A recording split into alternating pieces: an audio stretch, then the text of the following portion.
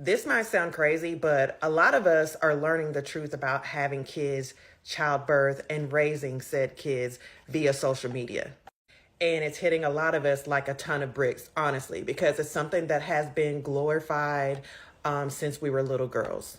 So now that we are working up to the truth and we understand that motherhood is a huge job, okay?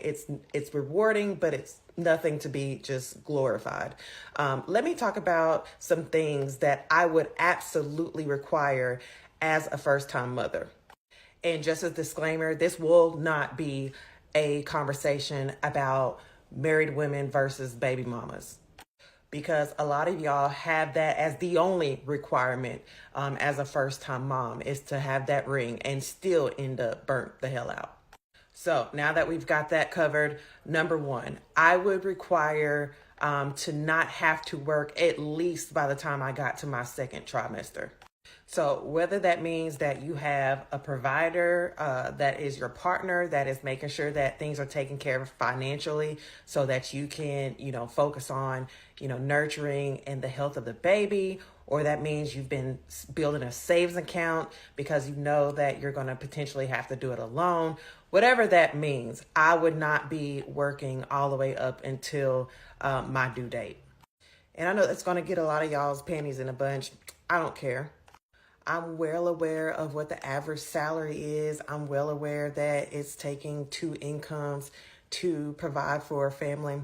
I don't care. I think that the health of the mother and the health of the baby are of the utmost importance.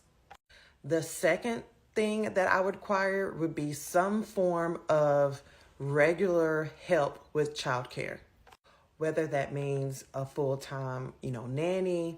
This could be like one day a week where, the child goes to your mom's house. Hopefully your man is in a position where he can come home and maybe take over for a day on the weekend when he's off. Whatever it is, it needs to be regular, scheduled, and planned. And number three, life insurance on yourself and your partner. Even if you're a stay-at-home mom and you have a provider in your life, what happens if something happens to that person? Now what? What happens if something happens to you? Then, they got to figure out how they're going to fill in the blanks when it comes to all the things that you were doing as a stay-at-home mom for your child and for the household. To me, that's literally bare minimum support as the mother of children.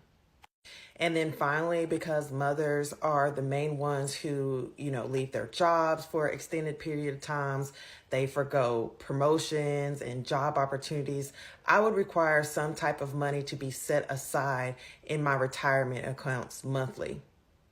Now, again, I realize that everybody is different. These are just my opinions on what I would require as a first-time mom. Let me know your thoughts in the comments. Y'all, don't let nobody convince you that having a baby over 35 is something that is wrong or something that you should rush and do in your 20s. Now, I have to agree with you. I was much more energetic, I would say, in my 20s. But after 35, having a baby after 35, the wisdom, the knowledge that that you need to take care of yourself as well as your baby, access to things that your baby needs, being able to pick out a partner that is right for your baby and right for your family after 35. If you've lived a little, girl, don't let nobody convince you that you have to run out here and have babies before you turn 30. Either way, it's your choice, but I'm here to tell you. Once you get pregnant, it is not a guarantee that you're going to have an easy pregnancy. It's not a guarantee that it's going to be a walk in the park. A lot of women end up on bed rest. A lot of women have complications. A lot of women don't even get to carry the baby full term. So many different things associated even with the process of carrying the baby.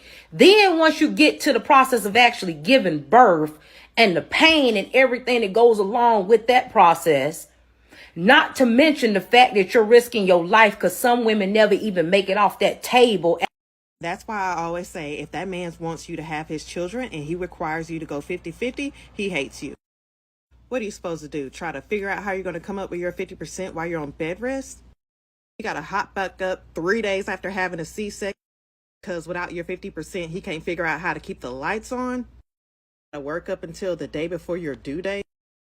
Your swollen feet and your fat ass nose.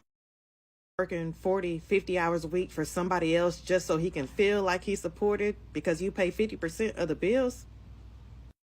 What about your baby? Doesn't your baby need some help? Race is definitely an issue when it comes to us as Black women dying at higher rates than any other group of women during childbirth. But another huge factor is stress. You should probably take on less of a load when you get pregnant. What happens if you die during childbirth? If he couldn't afford to take care of the two of you, what, you think he's going to be able to take care of the baby without you? The baby can't pay 50-50. I mean, I know romantic love is a hell of a drug, but y'all too romantic.